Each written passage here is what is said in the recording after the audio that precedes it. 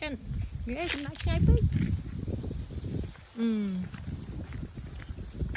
cô chẳng ai khơi phun vài nhẹ sát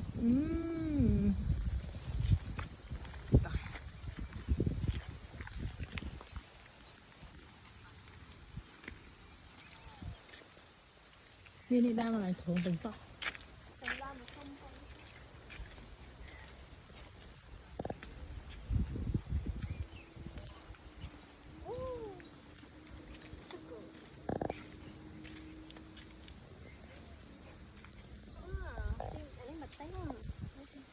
เป็นป้าครับเป็นเรื่องเป็นว่าอันนี้เป็นป้าเชอรี่กี่khôngป้า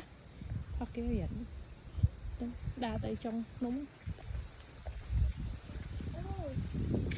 bây giờ phải sụt kè